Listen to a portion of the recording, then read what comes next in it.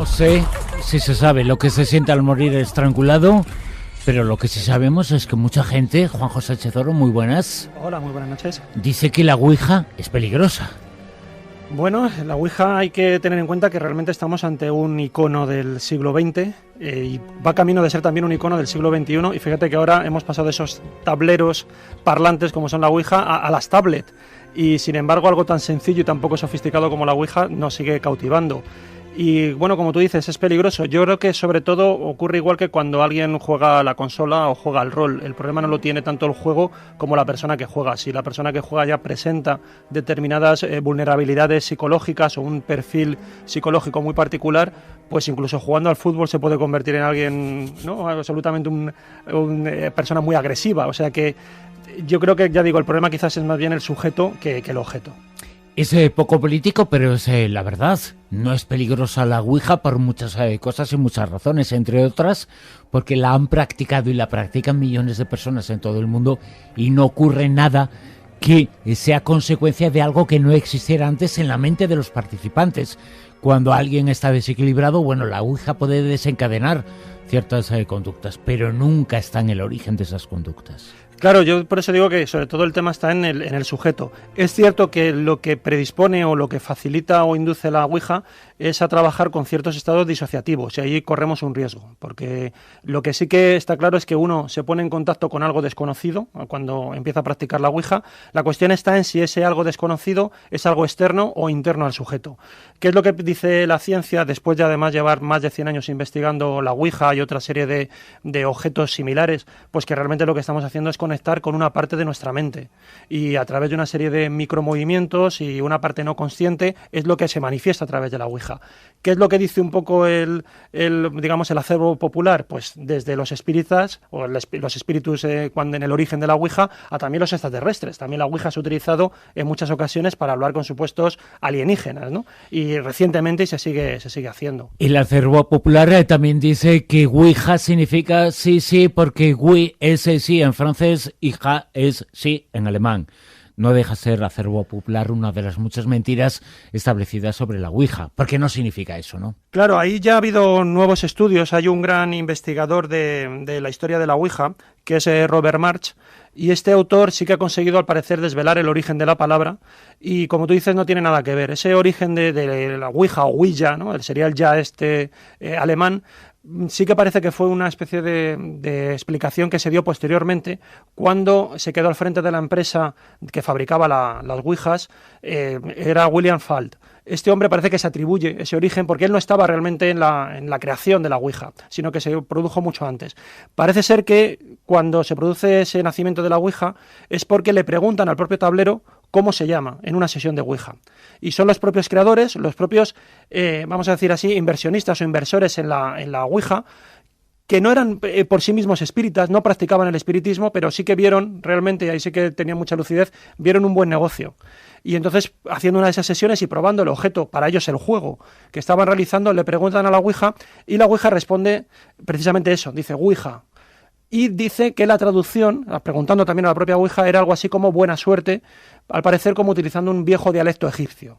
Pero desde el principio, Juanjo, el origen del juego, cuando se creó, era para intentar hablar con los supuestos espíritus. Sí, eso está claro. El principio de la Ouija es en torno a los años, cuando se patenta es en el año 1891, un poquito antes ya se empieza a utilizar en algunos círculos espíritas, pero no tenía nombre.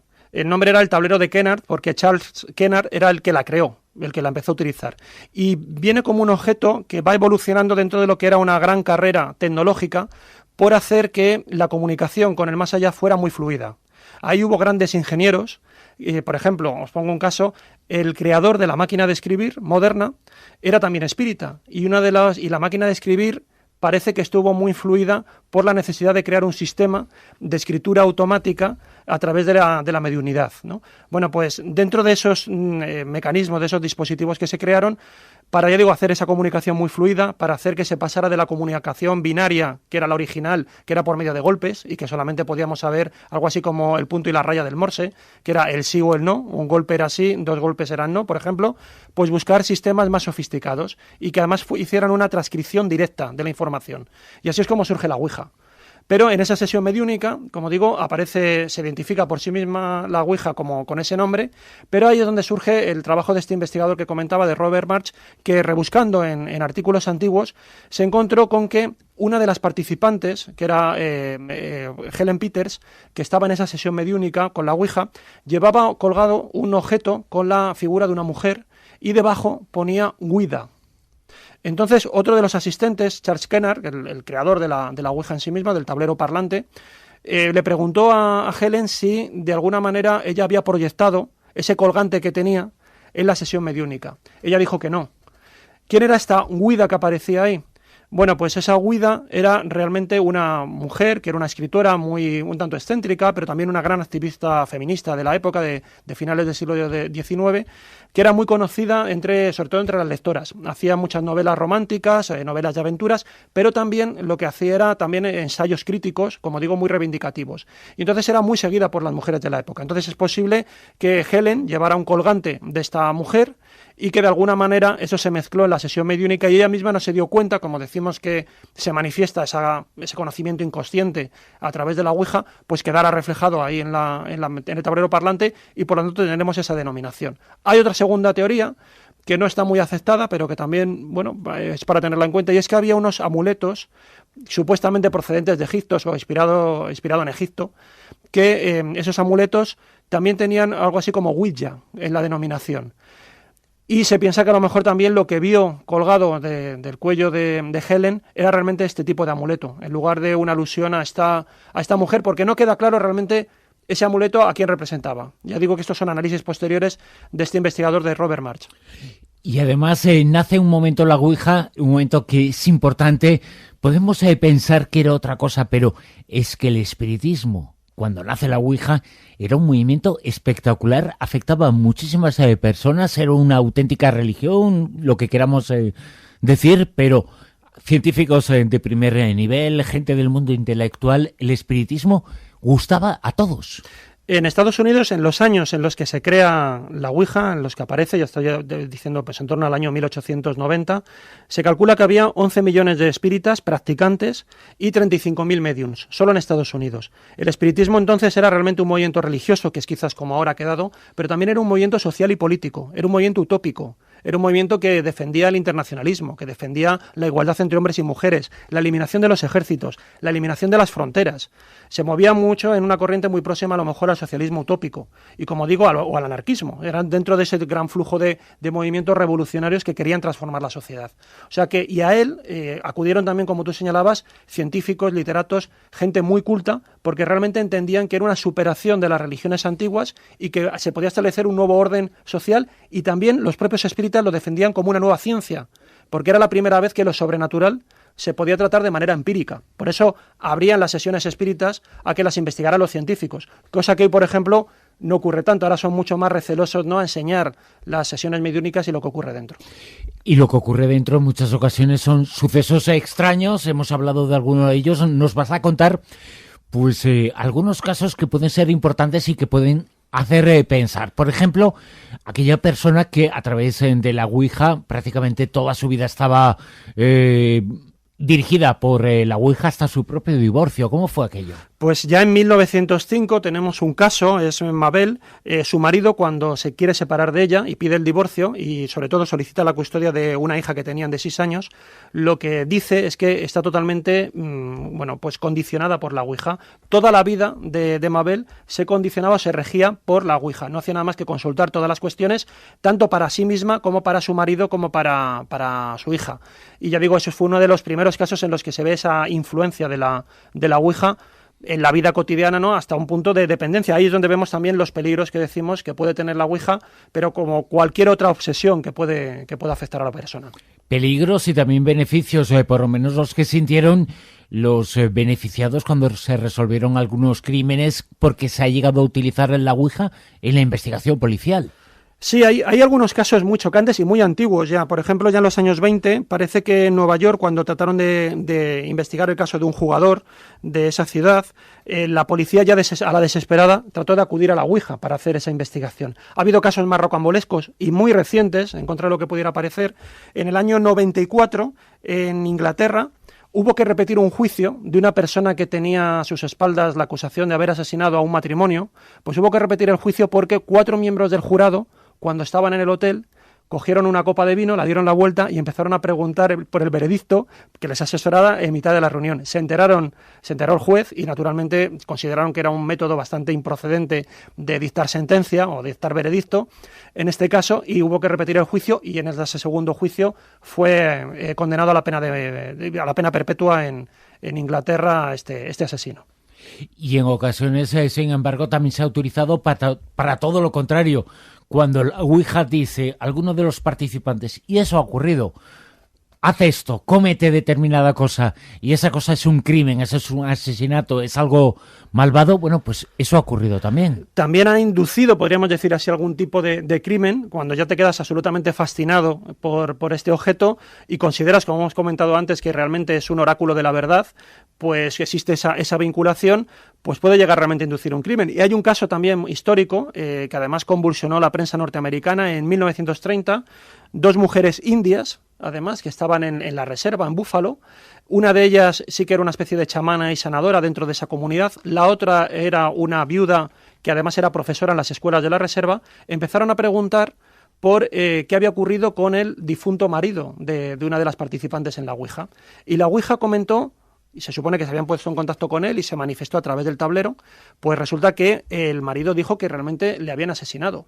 Y no solamente eso, sino que dio el nombre de la persona que lo había asesinado, todo esto recogido por la prensa de la época, ¿eh? No me estoy inventando nada y es más un caso que tuvo, como digo, mucha difusión. Bueno, pues dio el nombre de la supuesta asesina, que era una mujer, una tal Clotilde, y dio además la dirección de dónde vivía.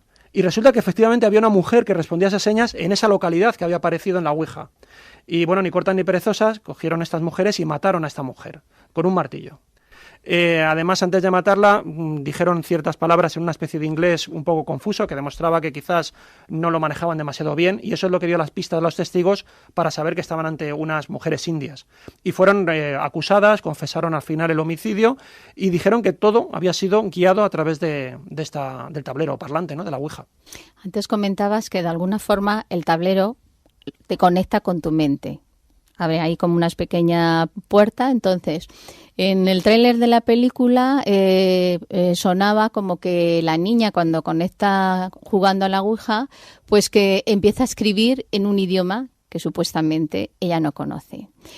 ¿Se ha dado algún caso que alguna persona a través de la Ouija haya conseguido tener algún cierto don después, como por ejemplo escribir con escritura automática, o empezar a tener alguna sensibilidad un poco más de conexión mediúnica, o que piense que tenga esa conexión? Como si hubiera sido una especie como de algo que reforzara o que la transformara. No lo sé, supongo que sí, porque además como la Ouija se ha utilizado en tantos contextos, pues imagino que pasará igual que con experiencias cercanas a la muerte. No tengo yo ningún dato así que sea realmente tan claro como para decir que una experiencia con una Ouija haya transformado su vida hasta el punto de adquirir una habilidad extraordinaria y nueva. Sí que lo que aparecen son casos en los cuales a través de la Ouija se manifiestan saberes desconocidos. Y luego podemos entrar un poco más a investigaciones que se han hecho, bastante interesantes. Hay un caso, por ejemplo, en el que la Ouija también lo que hizo fue crear novelas.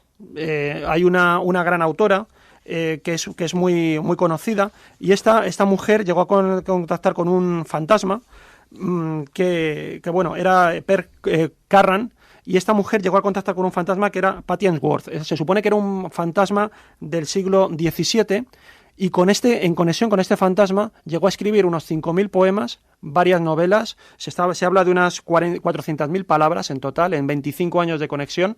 Y lo interesante es que, como esta mujer, este fantasma, se supone que era del siglo XVII, en los textos aparecen palabras, vamos a decir así, antiguas, ¿no?, que corresponden a ese inglés más clásico, y que en principio no estarían asociadas a la autora original. La cuestión está si realmente, bueno, como decimos que se da un proceso de disociación, si realmente contactó con alguien del más allá, porque no se pudo identificar quién era esta mujer como un personaje real, y si además lo que ocurre es que lo que había hecho era precisamente crear una especie de personaje de ficción con el que finalmente esta mujer entraba en trance, se comunicaba, pero la cuestión está de dónde había sacado ese saber antiguo, de lecturas que había había hecho de obras clásicas? Pues a lo mejor sí, y quedaban reflejados en su literatura, ¿no? Uno de los contextos en los que se ha utilizado la Ouija es espectacular, interesante y conviene recordarlo, es que en ocasiones también por parte de jurados en juicios ha sido empleada y se ha consultado la Ouija para saber cómo resolver determinado asunto. Sí, comentaba el caso ese anterior de 1994, que hubo que repetir el juicio porque evidentemente no se considera, si ya de por sí se duda de que el detector de mentiras sea válido y sea una prueba definitiva, tú imagínate la Ouija, ¿no?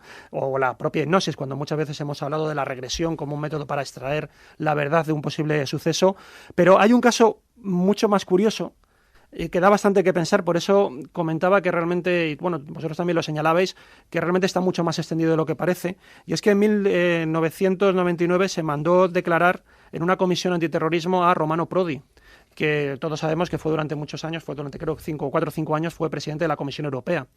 ¿Y por qué se le mandó declarar y por qué sobre el tema de la Ouija? Bueno, pues que cuando él era ministro en el gobierno de Andreotti, que de Giulio Andreotti, en el año 78, tuvo una sesión de Ouija con 7 personas que formaban parte, eran profesores, profesores, si no recuerdo mal, de la Universidad de Bolonia. Hicieron una sesión de Ouija para ponerse en contacto con un fantasma que también no era nada más ni nada menos que uno de los grandes artífices del Partido Demócrata Cristiano italiano, que había firmado la Constitución después de la Segunda Guerra Mundial, y se pusieron en contacto con él para preguntarle por el paradero de Aldo Moro. Aldo Moro había sido secuestrado y luego finalmente fue asesinado por las Brigadas Rojas, ¿no? Fue uno también de los asesinatos que también conmocionó a toda la sociedad italiana. Y bueno, pues preguntó por ese paradero, como digo, a uno de los grandes líderes destacados del Partido Demócrata Cristiano.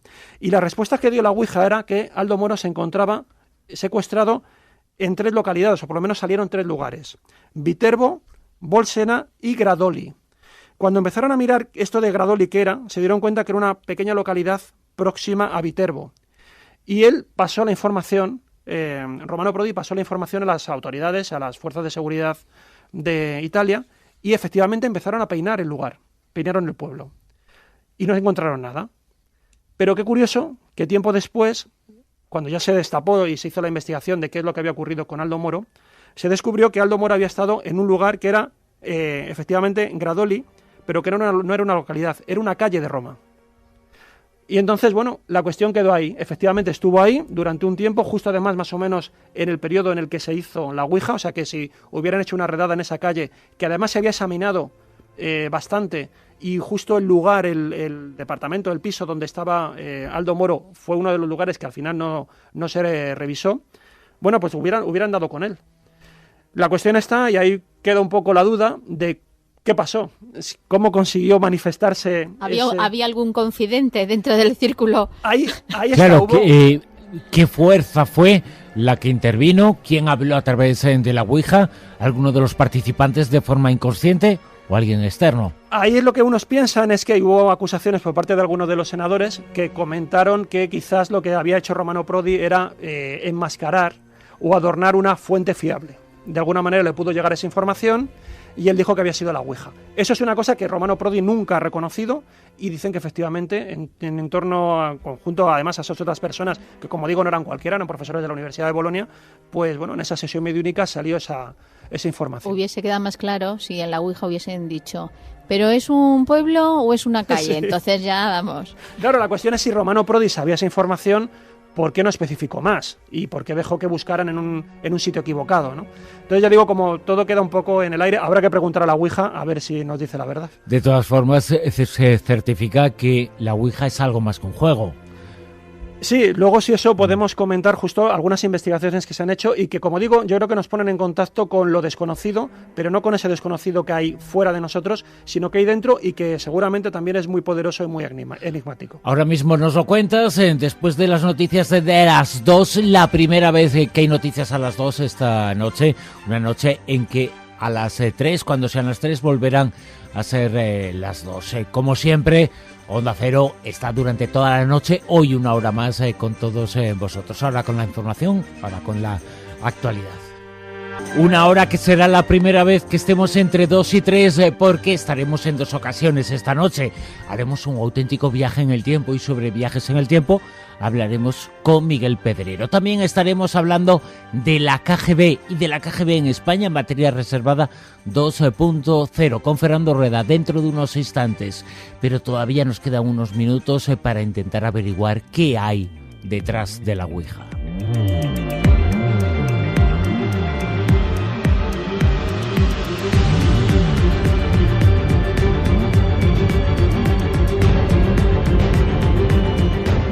Y lo tratamos de averiguar aquí en el Club del Misterio con Juan José Sánchez Oro. Juanjo, ¿quién mueve el vaso? Porque ha habido diferentes teorías, diferentes hipótesis. Nadie puede dudar de eso, de que el vaso se mueve, y al menos conscientemente no lo hace ninguno a veces, ninguno de los que están en la mesa. Sí, bueno, como decíamos antes, dentro de lo que ha sido la tradición y la historia de la Ouija, pues se ha hablado originalmente de los espíritus.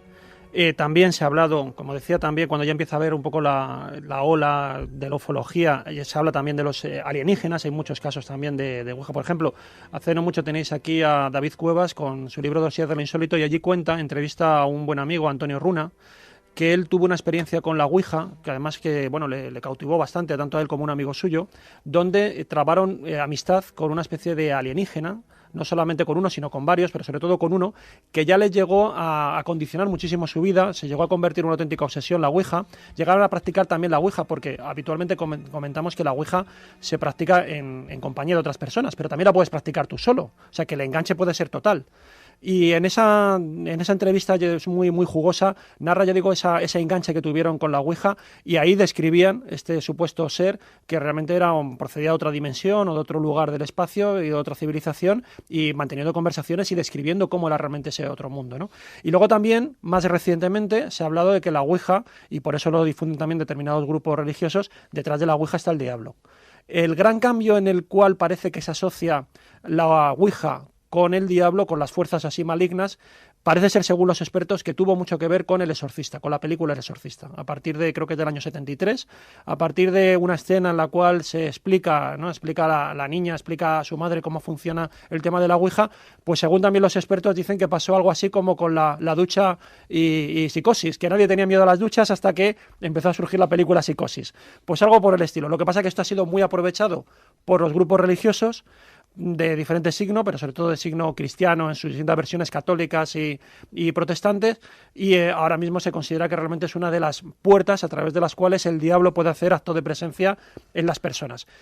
Pero al margen de esto, luego sí que tendríamos un poco lo que ha sido la investigación científica, que sí que ha visto en la Ouija la posibilidad de acceder a determinados mecanismos de la mente, y lo ha utilizado como un objeto de laboratorio. Y ahí ha habido estudios pues muy, muy interesantes. Uno de ellos es el que se llama y que llegó a la conclusión de que era el efecto idiomotor el que estaba detrás del movimiento del vaso, del movimiento que aparecía en la Ouija. Sí, es el concepto propiamente de efecto idiomotor o de acción idiomotora es un concepto que surge a finales del siglo XIX, que lo acuña William Benjamin Carpenter, y junto con Michael Faraday, el gran físico también y uno de los grandes talentos de la historia, que fue uno de los que hizo grandes descubrimientos en tema, por ejemplo, de la electricidad y el electromagnetismo. Bueno, pues son los que ellos empiezan a investigar la cuestión de lo que entonces eran las mesas giratorias, y todo también el tema del mesmerismo, ese tipo de cuestiones magnéticas que algunos pensaban que había como una especie de fluido o de energía desconocida que era la que se manifestaba. Ellos realizan experimentos, los publican, y lo que tratan entonces es de ver si realmente quien está moviendo esas mesas giratorias son los sujetos que depositan las manos encima de ellas, o bien es la propia mesa la que de alguna manera es capaz de ejercer ese movimiento. Y hacen unos experimentos muy sofisticados donde se ponía de manifiesto que siempre eran los sujetos que participaban en esas sesiones los que movían la mesa. En eso quedó muy claro, y por lo tanto acuñaron como comentábamos, este término, ¿no?, de fuerza o de mecanismo idiomotor. Que esa es una de las hipótesis para explicar un fenómeno. Pero ¿cómo se puede racionalizar el hecho de que nosotros, las personas, de forma inconsciente sean las que muevan la Ouija y que sepan cosas que aparentemente ninguno de los presentes lo sepan. Ahí podríamos ir un poco a las investigaciones más recientes, que todavía están en desarrollo. Publicaron el artículo en el año 2012 y lo realizó la Universidad de la Columbia Británica. Hicieron unos experimentos muy interesantes utilizando la Ouija y era, bueno, además hace unas temporadas también lo estuvimos comentando aquí. Esos experimentos lo que hacían era colocar a dos sujetos, uno de ellos, digamos, que formaba parte de la investigación, en una especie como de cebo, y el otro sí que realmente era el sujeto experimental que realmente investigaban sobre él. Lo que hacían era vendarle los ojos y dar la sensación de que los dos estaban moviendo la Ouija. Bueno, lo que hacían era preguntarle a través de la Ouija preguntas muy sencillas, como por ejemplo, ¿cuál era la capital de Brasil? O cuestiones de ese tipo, de cultura general. Preguntas que cuando, digamos, no estaban haciendo la Ouija, también se les habían hecho a estos individuos y no habían sido capaces de contestar. Pero durante la Ouija sí que las contestaban y las acertaban. Lo interesante es que cuando ellos estaban practicando la Ouija, el sujeto experimental, en un momento dado, como estaba con los ojos vendados, se quedaba solo. Él pensaba que tenía un compañero y de hecho pensaba que siempre, luego le preguntaban por qué sensaciones había tenido y pensaban que las respuestas habían sido inducidas por el otro compañero, que era el otro el que realmente estaba moviendo la Ouija, ¿no? El máster.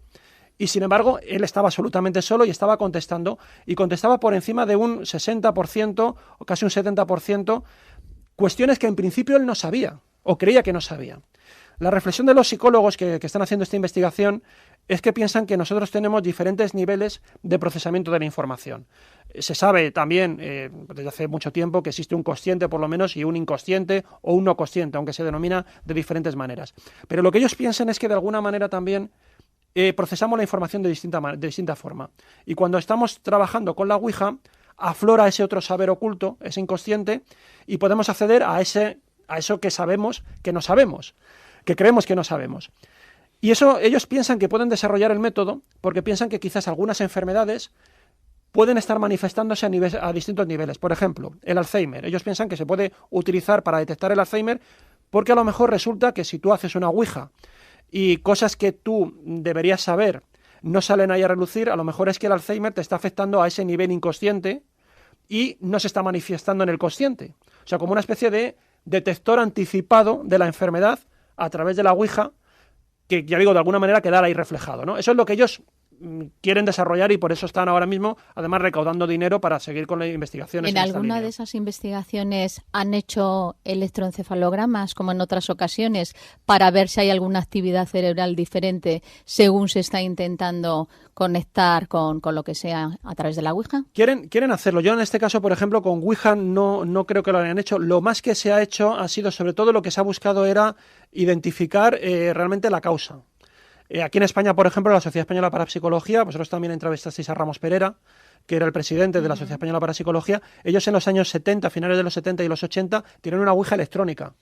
Era una Ouija como la habitual y el vaso tenía unos sensores en la parte superior que permitían saber siempre quién era el que estaba pulsando. Porque sabemos que una de las grandes también leyendas urbanas de la Ouija es que el vaso se mueve solo y que el vaso a veces sale disparado y estalla contra la pared, ese tipo de cuestiones. Bueno, pues ellos miraron a ver si efectivamente en algún momento alguien dejaba, o todos, dejaban de apoyar el dedo sobre el vaso. Y en todas las sesiones que ellos realizaron, siempre había alguien que pulsaba. Ellos tenían ese vaso monitorizado y en la habitación de al lado tenían un tablero donde se veía perfectamente quién pulsaba y con qué fuerza pulsaba. Y ya digo, en ningún momento el vaso actuaba solo. Siempre hay alguien que lo pulsa, aunque él crea que realmente no lo está pulsando, porque llega un momento también casi que el dedo se te duerme. Yo he hecho Ouija también y ha sido, bueno, pues muy curioso las cosas que aparecían, y es cierto que tú no eres consciente, llega un momento en el que ya tienes la atención tan selectiva que se te olvida el entorno. Y nosotros, por ejemplo, grabamos las sesiones en vídeo y cuando tú veías las sesiones te dabas cuenta de que había cosas que en ese momento no advertías que habían ocurrido, ¿no? Por ejemplo, os pongo un caso muy rápido. En una de las sesiones que hicimos empezamos a preguntar como quién está al otro lado, ¿no? Y empezó a moverse la letra hacia la M, hacia la E, hacia la F, y al final salió el nombre de Mefistófeles, que para escribirlo pues tiene tela, ¿no? Bueno, pues resulta que luego vimos el vídeo y en el momento en el que íbamos por la letra F, alguien susurró la palabra Mefistófeles, pero nadie nos dimos cuenta. Entonces seguramente ese susurro de alguna manera ya condicionó que hiciéramos el resto de la palabra, ¿no? Completáramos la palabra en esa línea. Entonces ya digo que pasan cosas que luego conviene un poco verlas con frialdad si tienes un sistema de registro como nosotros teníamos, por ejemplo, que era una cámara de vídeo. Fíjate que justo cuando nos decías esto te iba a preguntar qué pasaría si ahora yo o cualquier persona que estamos aquí saca un tablero Ouija y tú hubieras participado en esa Ouija. Ya nos lo has dicho que sí, ¿no? Sí, yo también he intentado hacer recientemente alguna sesión de Ouija y he acabado en un fracaso absoluto, porque es cierto que tienes que tener cierta actitud y hay gente que tiene mucha habilidad para conectar en la Ouija. Yo no es mi caso, o sea, nosotros sí que hubo una época en lo que lo practicábamos mucho. Conozco personas que se obsesionaron mucho también con lo de la Ouija porque prácticamente era algo que hacían antes de salir de marcha los sábados y que realmente les llegó a condicionar tanto que en un momento dado tuvieron que deshacerse de la Ouija, eliminarla de sus vidas, y en ese momento también les cambió bastante la vida, ¿no? Llegaron, ya digo, a unos niveles de obsesión muy críticos. Hay también, por ejemplo, quien lo utiliza de manera pedagógica. Hay un experimento muy, muy interesante también que hace Larry Barrio, que es un profesor de Minnesota, si no me equivoco. Todos los años a sus alumnos les hace una Ouija en clase, les pide hacer la Ouija en clase, y además coge a aquellos alumnos de secundaria que más creen en la Ouija. Y dicen además que traigan la Ouija en la que más confían, porque luego también hay las Ouijas que son mejores y peores para practicar. Y lo que hace es que les hace una prueba que yo también invito a que haga todo el mundo. Luego podemos comentar también experimentos de Ouija, cómo se pueden hacer. Él lo que hace es que coloca a dos chicos, les coloca para que hagan la Ouija y les coloca a otros dos compañeros con unas cartulinas muy grandes en la barbilla, de tal manera que no puedan mirar hacia dónde se mueve, no ven el tablero, les oculta la visión, ¿no? Y entonces hacen preguntas, por ejemplo, del tipo de cuál es el nombre de la abuela del profesor, cosa que ellos no pueden saber, y que él además, el profesor, se encarga de guardar en un sobre, en una tarjeta, para que efectivamente luego no se invente nada, sino que eso está ahí registrado. Bueno, pues efectivamente cuando se hace así la Ouija, cuando tú no ves las letras, no se consigue ningún resultado, no sale ningún mensaje claro. Tú comentabas antes, Silvia, si hablan lenguas raras. Cuando tú haces la Ouija o bien a oscuras, o sea, es decir, a ciegas, o bien, por ejemplo, con un sistema de tarjetas colocadas boca abajo y con números que hay sistemas de hacer que se llaman de doble ciego, nunca consigues componer una frase que tenga sentido. Entonces, eso de alguna manera demuestra que realmente sigue siendo el sujeto el que está actuando como canalizador y es el que realmente crea el lenguaje y crea la conversación. De todas formas, una de las cosas que yo sí recomiendo, aunque no se llegue a tomar en serio mucho el juego, porque al final lo que estás diciendo, pues que es un poco lo que te juega en la mente, mucha gente lo ha pasado fatal por hacer la preguntita típica de ¿cuándo voy a morir? A mí una de esas sesiones que yo os comentaba, pasó. La Ouija dijo que el más joven de esa reunión iba a morir atropellado cuando saliera de la reunión, y el más joven de esa sesión era yo. Y te estoy hablando de hace 20 y tantos años y todavía, bueno, no me ha pasado nada y sigo razonablemente bien. Y todavía, afortunadamente, disfrutamos de ti ahora. Nos doy cuentas, yo creo que nadie ha hablado de una forma tan seria y tan digna sobre la Ouija en la radio española, y es gracias a nuestro hombre, gracias al Chico de Oro, gracias a Juan José Sánchez Oro. Muchas gracias. Muchas gracias. Os dejo con la KGB, que también son 3 letras, que no sé si pueden salir de una Ouija. Pero da menos miedo que la Ouija. No sé yo.